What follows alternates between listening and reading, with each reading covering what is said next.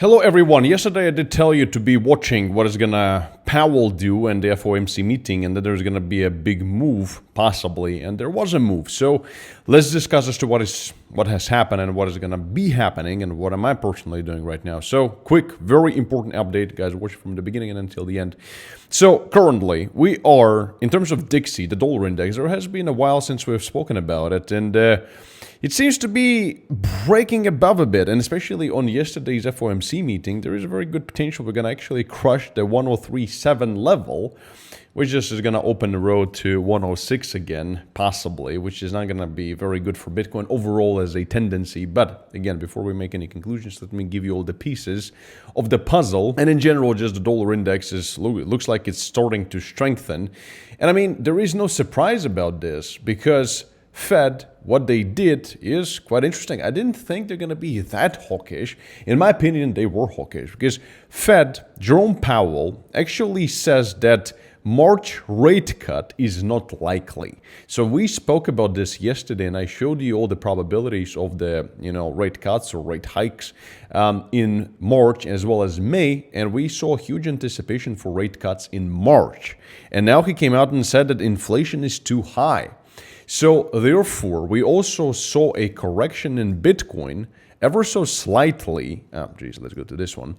Yesterday, and I told you that we could see a move, and we did actually. It was trying to reclaim 44,000, and we dropped down to 42,000. So arguably, it was not a bad move in terms of the size, and also some volume came in. So Mr. Spot on, you be the judge. But anyway, so what does it mean for us right now? What is the market expecting and what am I expecting myself? So before I tell you, remember about the bonuses that are leaving Bybit right now, up to $30,000 in initial deposit bonuses if you use my link to Bybit, which you can find down in the description of this video. But bonuses is one thing.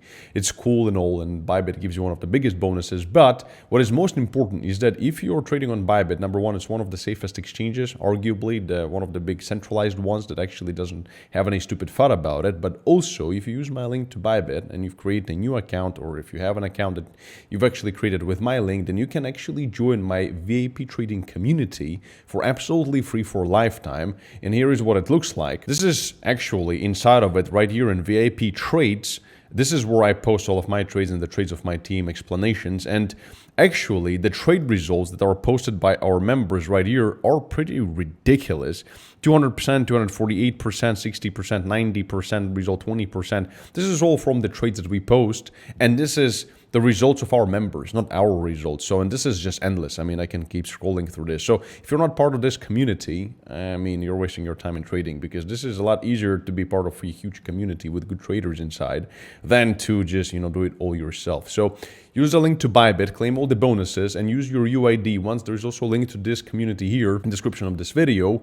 So just go join it, and there is an instruction of how to join in and how to gain access to VIP signals right here. So very simple, and I'll see you on the inside. And basically, what this means overall in terms of the expectations for Fed. So basically, we had right now, the expectation for March was that the majority of people, or closer to the half, that were actually expecting for the rate cuts to happen in March. But right now, it actually swayed people into 63% thinking there's going to be no rate cut yet. But again, Fed chair could actually downplay things sometimes. So therefore, it's not a guarantee there won't be a rate cut, depending on what's going to happen. Because we are starting to see some cracks in the banking system again, which I'm going to show you in just a second. But overall, we still have a predominant majority, which is like at this point 90% of people expecting a rate cut in May. So if by May it doesn't happen, then we should really start worrying. I think that this is when traditional markets will definitely correct, simply because keeping rates too high for too long means that the United States has to pay more debt, more interest on the debt that it actually has incurred.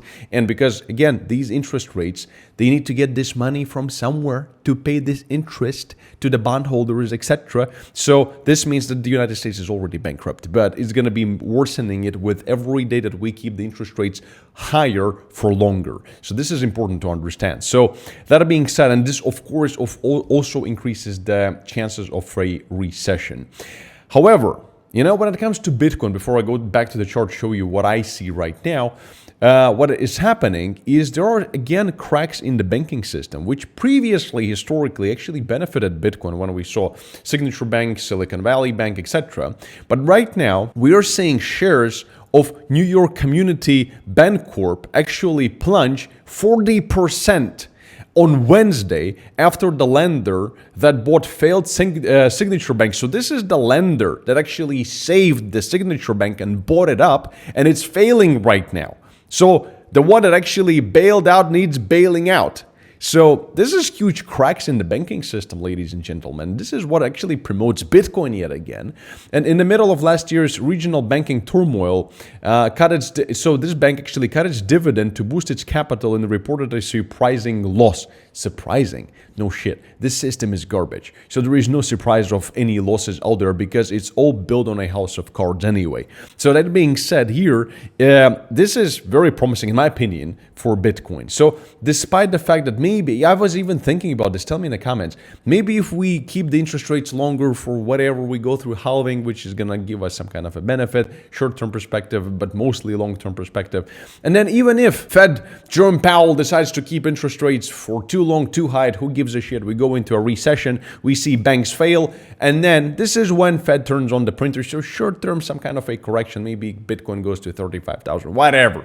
And then money printer goes on. Brr, new system. Just like since 2008, printing money to save the money, which makes no freaking sense. But nonetheless, I think it's going to just create a huge flow to Bitcoin of cash, and also people who understand that this system is garbage, that they need a new one. So maybe it's a good thing. Maybe I was kind of worried about it. I was thinking maybe, I should kind of be worried. Maybe they should be very careful with interest rates. But now I'm thinking maybe they should keep them higher for longer and break the economy. Finally get the recession and finally see Bitcoin perform even better than it's performing right now. What do you think? Tell me in the comments.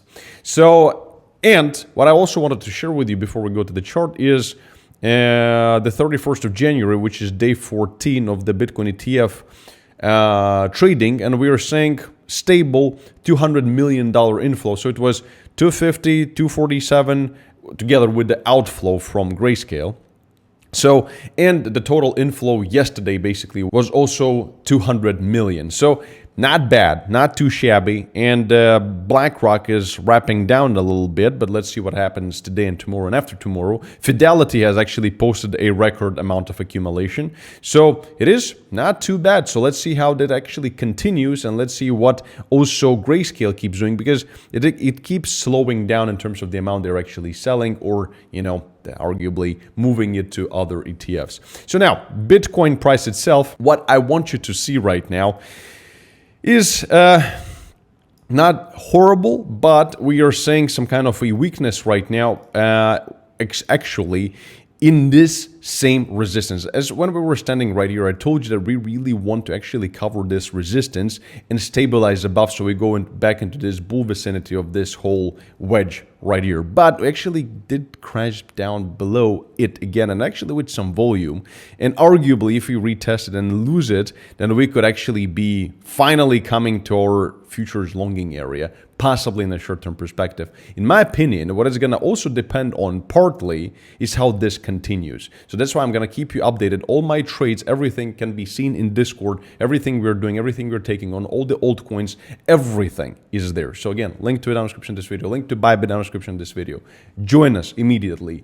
Create a new account with Bybit, get into our Discord, become a member of this community, and let's trade together and let's make some money. Because after all of this is out of the way and finally we are set to this explosion, you must be ready. And check out this quick tutorial as to how to actually trade properly, how to actually place trades, how to actually operate within Bybit's ecosystem, and actually how to claim the bonus, and also how to use proper risk and money management. And as always, peace and love. Thomas Krallo. Stay smart, stay very rich, and I'll see you next video. Bye-bye.